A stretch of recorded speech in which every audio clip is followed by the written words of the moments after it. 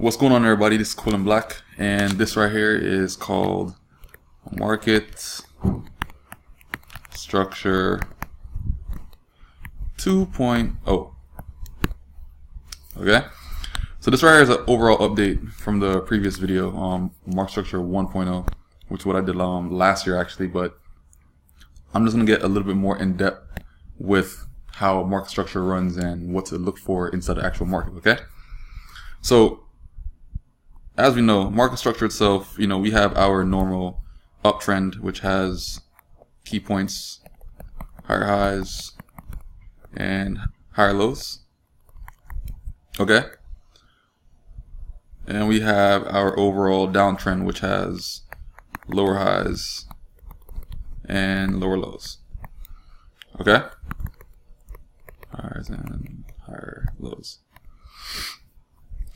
Okay, so a few things that you got to keep in mind when structure is actually done, which is the break of structure, which is when the market actually breaks a higher low point right here, which looks like this.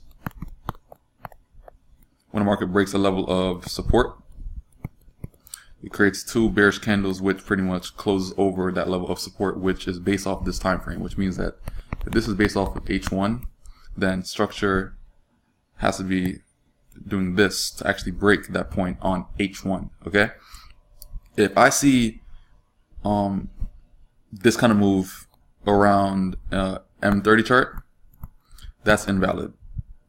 Okay, so we want to keep everything that we actually do on one time frame on that time frame itself. If I do my structure based off of H4, it has to break structure on H4, which has to do the same exact thing. Okay, and this video right here is definitely after Fibonacci for a reason itself, because Fibonacci does play a major part in structure itself. Some other variations that can actually happen in structure also that people fail to realize, that the market doesn't always have to create higher highs and higher lows, right? This right here is the the original, the general uptrend, but then you could have variations. You could have lower highs but still maintain the uptrend. Main reason is because the market itself is still creating higher low points all right here, all higher low points. So overall the uptrend was still being maintained because this was not being broken. Okay, up until the market itself, it breaks a level of support, which is a higher low point. So as long as the higher low point is not being broken, then it's still going to be maintained as an overall uptrend. There's times when you could see, for example,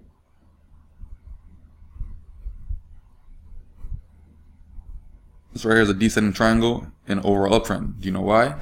The market itself it made a higher high here, higher low here, lower high, lower high, lower high, lower high, but on the bottom side it maintained the higher low point that was overall made right here.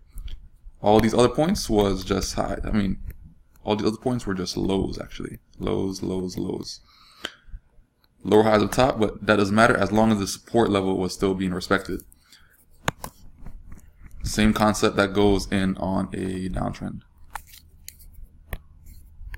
On a downtrend, yes, you can do this, which is a descending triangle, which maintains one level of support the entire time, and on the upside it was kept on getting lower highs, which it keeps on making the price less and less and less and less compared to the price scale that's all over here.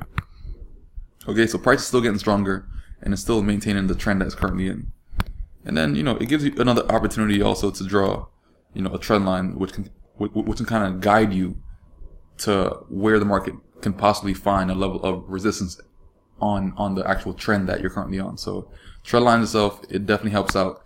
It gives you this kind of like a path, and that path can create confluence inside the market also, which can give you like a stronger confirmation of a certain type of setup or a certain type of trend, and you can definitely take positions off of these points right here. So just like how I drew the setup earlier, the market can actually do this.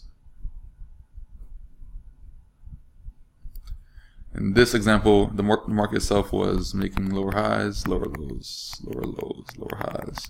But it made that, and then it made a level of resistance. Okay? When the market actually retested these areas, it made highs, highs, highs, highs. Even though on the downside, yes, it made a lower low here, and then it made higher lows.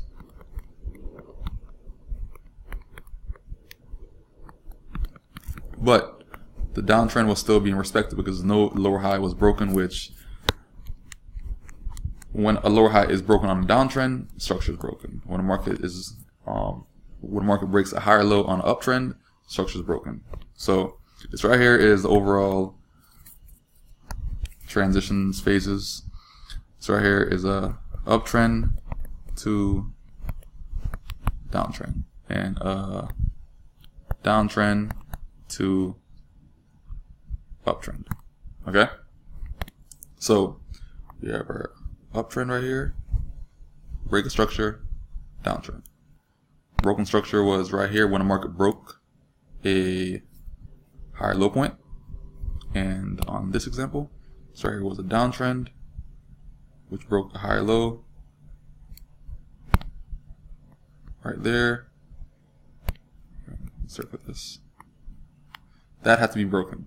So market overall transitioned from an uptrend to a downtrend here, and a downtrend to an uptrend here, up on the break structure on the actual chart itself. So first selling opportunity after all this right here, after the actual break structure, is the first lower high point, which is right here. First lower high point after the break structure. After. Okay? The first buying opportunity after the break structure on the downtrend is the first higher low point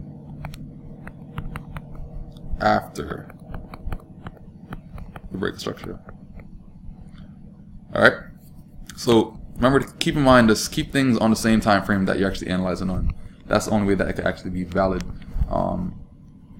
So yeah, it's definitely a lot of things that you can take in consideration when you're actually applying structure itself. This video, also like I mentioned before, is after Fibonacci for a reason, because when we're actually measuring our retracements, the market itself can retrace what I said. The market can retrace here, it can retrace here, retrace here, retrace here, and it can retrace here. This point right here is the max that it can retrace, because what this right here is considered as a higher low point. Okay, once market breaks that, which is also 100% on your Fibonacci, this right here is 0%. Once the market breaks that, then structure is broken entirely, which is then when structure is broken, same concept as we drew before. When structure is broken, you're looking for selling opportunity up until the market actually has to make a lower low, and then makes the first lower high. Alright? So yeah, you're literally using fibs on every single portion of this entire thing. So fibs can be used, fibs can be used, fibs can be used on every single retracement, also to actually measure how steep that retrace can go, because it has all this room to breathe before it actually changes the trend entirely. Alright, so I mean, quick vid. So this right here was market structure,